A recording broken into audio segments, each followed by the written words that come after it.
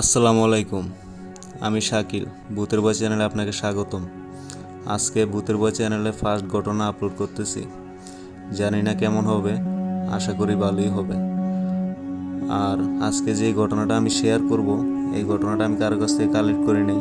ঘটনাটা আমার বাবার সাথে ঘটে যাওয়া একটি ঘটনা। এই ঘটনাটা যদি আপনাদের কাছে একটু ভালো লাগে তাহলে একটা লাইক আর একটা কমেন্ট করে জানিয়ে যাবেন ঘটনাটা আপনাদের কাছে কেমন লাগলো। তো কথা না বাড়িয়ে আমি ঘটনায় চলে যাব। বাবা আমাকে যেভাবে বলছেন ঘটনাটা আমিও সেইভাবে বলার চেষ্টা করতেছি। ঘটনাটা ঘটে 1988 সালের বন্যার পরে। তখন আমার বয়স ছিল 18 বা 19। তখন আমার প্রচুর মাছ ধরার নেশা ছিল। একদিন বিকালে নৌকা নিয়ে বিলে গেলাম জাল পাতার জন্য। বিলটা ছিল আমার বাড়ি থেকে অনেকটা দূর। বিলের আশেপাশে বাড়িঘর তেমন একটা নাই বললেই চলে, ছিল ঝোপঝাড় আর জঙ্গল। তখন জাল পাইতে আমি আইসা বললাম। তো রাত্রে জাল তোলার জন্য রওনা হইলাম নৌকা নিয়ে। তখন রাত আনুমানিক এই 9টা বা 10টা হবে। 9টা 10টা মানে সেই সময় ছিল গভীর রাত। তো যে কথা সেই কাজ, আমি নৌকা নিয়ে গেলাম বিলের উদ্দেশ্যে।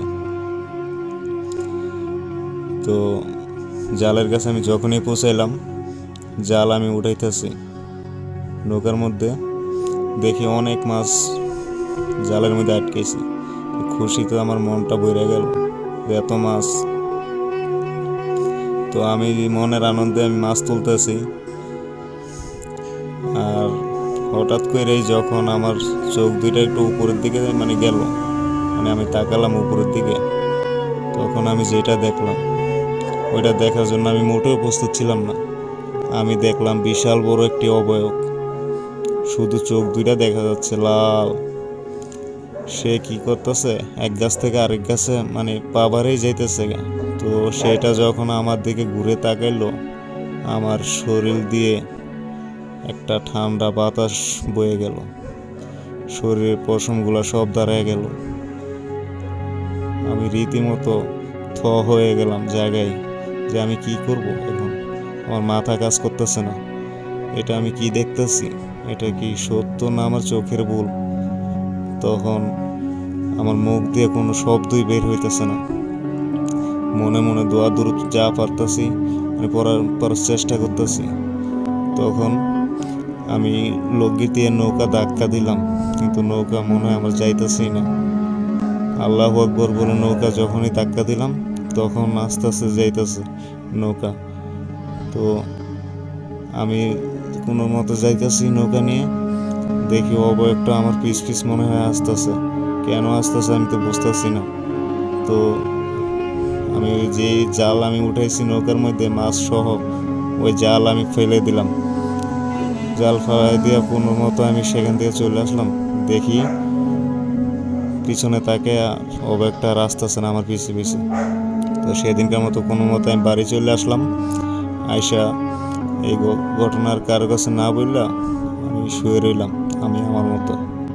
এই ঘটনা ঘটার পর আমি আর 2-3 দিন মাছ ধরতে যাইনি। তো একদিনকে ভাবলাম যে আমি ফজর আজানের পর মাছ ধরতে যাবো। ওই সময় তো আর কোনো সমস্যা হইব না, আজানের পর আর কিছু থাকে না। এরকম চিন্তা ভাবনা করে আর কি ভাবলাম যে আমি ফজর আজানের পরেই যাব মাছ ধরতে। তো একদিনকার সকাল থেকে দুপুর পর্যন্ত বাবার সাথে খেতে কৃষিকাজ করলাম। তারপর বাড়িতে এসে গা গোসল দিয়ে খাওয়া দাওয়া করলাম। খাওয়া দাওয়া করে বিছানায় গিয়ে চোখটা একটু বুঝ দেই, চোখে ঘুম চলে আসলো। তো রাতে আমার ঘুম ভাঙলো আজানের শব্দে। তো আমি ভাবলাম ফজর আজান দিছে, তো উঠে যাই।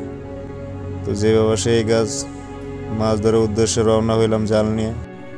আজকে অন্য একটি বিলে আমি মাছ ধরতে যাব। সেই বিলে নৌকা ছাড়াই যাওয়া যায়। তো আমি বের হয়ে গেলাম, মেঠো পথ ধরে আমি হাঁটতেছি। প্রায় আধা ঘন্টা হাঁটার পরে আমি সামনে গিয়ে দেখি 2টা দোকান এখন বন্ধ করতেছে। কি ব্যাপার, এখন দোকান বন্ধ করতেছে? তাহলে এখন কয়টা বাজে? তখন আমার ঘোর কাটলো যে আমি ফজরের আজানের শব্দ শুনে বের হই নাই, আমি এশার আজানের শব্দ শুনে বের হয়েছি। তো এখন আর কি করব? আমি কি এখন বাড়ি চলে যাব না মাছ ধরতে যাব? এই চিন্তাটাই করতেছি। তখন আমি ভাবলাম যে আমি আজকে মাছই ধরতে যাবো আর সারা রাত মাছ ধরবো। তো যে বাবা সেই গাছ। তারপর কিছুটা পথ আমি সামনের দিকে এগোলাম। রাস্তায় কোনো মানুষজন নাই, চারিদিকে ঝিঝি পোকার শব্দ। দূর জঙ্গল থেকে ভেসে আসছে শিয়ালের ডাক, করুণ আর্তনাদ। মনের মধ্যে একটু ভয় ভয় লাগতেছিল। সামনে দেখা যায় দুইটা তাল গাছ। যখনই আমি তাল গাছের কাছে পৌঁছাইলাম, দেখি একটি কালো বিড়াল আমার পায়ের সাথে গেছে আর ম্যামও করতেছে। তো সেই বিড়ালটাকে আমি সরানোর জন্য বারবার চেষ্টা করতেছি, কিন্তু সে কিছুতেই সরতেছে না। একটু বিরক্ত হয়ে গেলাম যে এত রাত কইরা বিড়াল কোথা থেকে আসলো। বিড়ালটা ছিল কালো কুচকুচে। তখন হাতে থাকা জাল দিয়ে বিড়ালটিকে একটি আঘাত করলাম। আঘাত করার সাথে সাথে সে দুইটা লাফ দিয়ে তাল গাছ উঠে গেল। তাল গাছে উঠা মনে হয় পুরা তাল গাছ তস নস কইরা ফেলা রেখেছে। তখন আমি ভাবলাম এটা কোনো সাধারণ বিড়াল নয়, আজকে আমার সাথে অস্বাভাবিক কিছু ঘটে চলতেছে। তখন আমি এই যে সেই জাল সেখানেই ফেলাই দিলাম এক দৌড়। দৌড় দেওয়ার পরে সেখানে একটি পরিত্যক্ত স্কুল ঘর ছিল। দৌড় দিয়ে গিয়ে স্কুল ঘরের ভিতরে ঢুকে যাই। ঢুকে যাওয়ার পরে দেখি অনেক খের তো আপনারা চিনে থাকবেন। ধান কাটার পরে যে খেরগুলো হয় ওইগুলো আর আমাদের গ্রামের ভাষায় খের বলে। তো আমি খেরের ভিতরে ঢুকে যাই। তখন বাইরে অনেক শব্দ হইতাছে, মনে হয় যেন কালবৈশাখীর ঝড় উঠছে, সব তছনছ করে ফেলবে। শো শো বাতাসের শব্দ আর আর্তনাদ। তখন আমার কাছে কিছু বিড়ি ছিল, সেই বিড়ি আমি ধরানো শুরু করলাম। মানুষের কাছে শুনতাম যে আগুনের ধারে কাছে নাকি এগুলো আসতে পারে না, অশরীরী কিছু। সেইভাবে বিড়ি একটার পর একটা ধরেই যেতেছিলাম। তো ধরানোর পরে এরকম করতে করতে কতক্ষণ ওখানে ছিলাম আমার জানা নেই। তখন দূর থেকে আজানের শব্দ কানে ভেসে উঠল। তখন মনে হয় পরিবেশ একদম নিরিবিলি হয়ে গেল। তখন মানুষের কোলাহল মানে আস্তে আস্তে শোনা যাইতেছে। তো তখন আমি স্কুল ঘর থেকে বের হইলাম, দেখি চারিদিকে অনেকটাই ফর্সা হয়ে গেছে। যখন আমি তাল গাছের কাছে গেলাম, আমি গিয়ে দেখলাম আমার জালটা মানে কে যেন বেলেট দিয়ে পুচিয়ে টুকরা টুকরা কইরা ওইখানে ফালাই রাখছে। ওইটা দেখে মন খারাপ করে তখন বাড়ি চলে আসলাম। বাড়ি চলে আসার পরে 2-3 মাস সেরকম আর কিছুই আমার সাথে ঘটে নাই। তো আমি ভাবলাম আমি কিছু দিনের জন্য ঢাকা যাব ব্যবসা করতে। তো আমার ঢাকা এক বন্ধু থাকতো, সেখানে কাঁচামালের ব্যবসা করতো। আমিও ভাবলাম যে আমিও যাই কাঁচামাল বিক্রি করব। এরকম চিন্তা ভাবনা করে আমি ঢাকা চলে আসছি। একদিনকে আমি কাঁচামাল আনার জন্য কারণ বাজার গেলাম। তো কাঁচামাল নিলাম আর কিছু মাছ নিলাম বাসায় রান্না করে খাওয়ার জন্য। তো আমি হাঁটতেছি, মাথায় হলো কাঁচামালের বস্তা আর হাতের মধ্যে মাছ। তখন রাত্র আনুমানিক 10টা হবে। তখন একটা গলি দিয়ে আমি হাঁটা শুরু করলাম। যখনই আমি গলিতে ঢুকলাম, আমার কানে একটা মৃত মহিলার কান্নার আওয়াজ আসতে লাগলো। তো আমি ভাবলাম যে আশেপাশের বিল্ডিং থেকে মনে হয় শব্দ আসতেছে। এরকম ভেবে সামনের দিকে হাঁটতেছিলাম। গলির মাথায় ছিল 3 রাস্তার মোড়।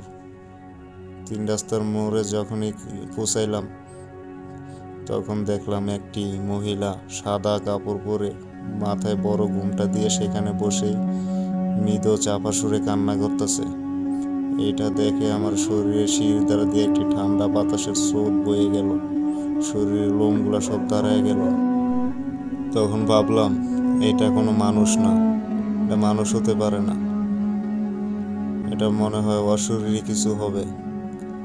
তো মনে মনে দোয়া দুরুদ পড়া শুরু করলাম আর পিছনের দিকে আবার হাঁটা শুরু করলাম। হাঁটা শুরু করে অন্য একটি গলি দিয়ে তখন বাসায় চলে আসলাম। বাসায় এসে দেখি বন্ধু খাওয়া দাওয়া করে ঘুমিয়ে আছে। তো আমি যে ভাত খাবো সেরকম কিছুই নেই খাওয়ার মতো, শুধু ভাত আছে। তো ভাবলাম একটা মাছ কাইটা ভাইজা ভরে ভাত খামো, এরকম চিন্তা ভাবনা করে রান্নাঘরে গেলাম। মাছ টাছ কেটে, রান্নাঘরটা ছিল রুম থেকে একটু দূরেই। তখন রাত্র আনুমানিক 12টার মতো বাজে। রান্নাঘরে কেউই ছিল না, তখন পুরা ফাঁকা। আমি একা একাই মাছ ভাজতেছিলাম। হঠাৎ করে একটি আওয়াজ হইল। আওয়াজটা ছিল এরকম, আমাকে মাছ দে। তখন আমি আশেপাশে তাকাইলাম, দেখলাম কেউই নেই। তাহলে শব্দ করলো কে? আবার যখন বলে উঠলো আমাকে মাছ দে, তখন আমি উপরের দিকে তাকালাম, দেখলাম টিনের চালের ফাঁকা দিয়ে লম্বা বিশাল বড় একটি হাত ঢুকিয়ে দিয়েছে। হাতের নখগুলো ছিল বড় বড়, পশমগুলো ছিল অনেক বড় বড়, হাতটা ছিল কুচকুচে কালো। আবার বলে উঠলো আমাকে মাছ দে। তখনই আমি চিৎকার করে অজ্ঞান হয়ে গেলাম। যখন আমার জ্ঞান ফিরে আমি দেখি আমার বিছানায় আমি। আমার বন্ধু আমাকে বলল, তুই কালকে রাতে রান্না করে চিৎকার করে অজ্ঞান হয়ে গেলি কেন, কি হয়েছে তোর? তখন আমি তারে সব কিছু খুইলা বললাম, রাতে ঘটে যাওয়া ঘটনা।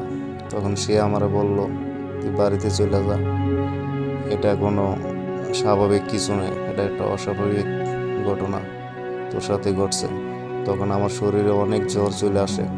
তখন আমি বাড়িতে চলে আসি। বাড়িতে চলে আসার পরে মা বাবাকে বললাম সব কিছু খুইলা। তখন আমার মা বাবা এক হুজুরের কাছে নিয়ে গেলেন। আর হুজুর আমাকে দেখে বললে, ওর উপরে তো বদ পিশাচের নজর পড়ছে, যাক চিন্তার কোনো কারণ নাই, আমি সব কিছু ঠিক করে দেব। তখন হুজুর আমার তেল পোড়া আর পানি পোড়া দিলেন, আর একটা তাবিজ দিলেন হাতে বাঁধার জন্য।